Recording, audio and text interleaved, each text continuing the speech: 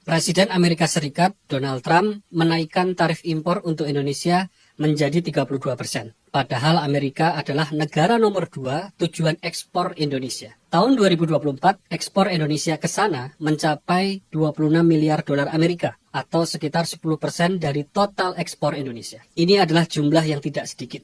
Yang kita khawatirkan adalah dampaknya terhadap ekonomi dalam negeri kita, khususnya ekonomi rakyat kecil yang rentan dan sangat mungkin terpengaruh. Kenaikan tarif ini akan membuat ekspor Indonesia ke Amerika turun. Karena ekspor yang turun, maka permintaan produksi barang-barang ekspor juga akan turun. Dan karena produksi yang turun, pemangkasan tenaga kerja menjadi hal yang tidak dapat dihindari. PHK yang sudah sedemikian parah akan semakin bertambah.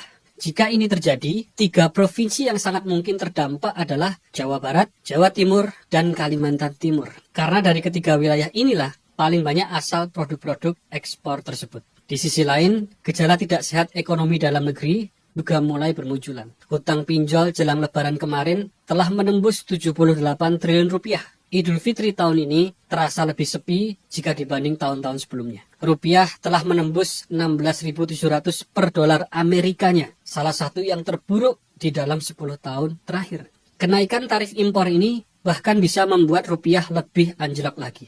Harga-harga kebutuhan bisa jadi akan segera ikut naik, dan rakyat kecil lah yang paling akan merasakan dampaknya. Makanan sehari-hari, transportasi sehari-hari, pendidikan, kesehatan akan semakin menjadi barang mahal bagi mereka. Pemerintah perlu segera merespon dengan kebijakan-kebijakan yang tepat, baik untuk jangka pendek maupun jangka panjang. Negosiasi untuk menurunkan tarif ekspor ke Amerika perlu diupayakan, sekalipun negara-negara lain telah gagal. Langkah-langkah strategis seperti untuk menjaga nilai tukar rupiah, mencari kemungkinan pasar ekspor yang baru, menciptakan iklim investasi yang kondusif, dan lain sebagainya perlu untuk dijajaki dan segera direalisasikan. Dan alangkah bagusnya jika kita bisa memanfaatkan momentum kenaikan tarif dan ancaman resesi ekonomi ini sebagai peluang untuk memperkuat bangunan kemandirian ekonomi Indonesia, sehingga tidak rapuh dan tergantung pada berbagai faktor eksternal, apalagi ekonomi bangsa lain. Bukankah sejarah telah mengajarkan kepada kita bahwa kemajuan sebuah bangsa seringkali didahului dengan situasi-situasi yang sulit, yang memaksa manusianya untuk berpikir progresif dan berani mengambil langkah-langkah baru.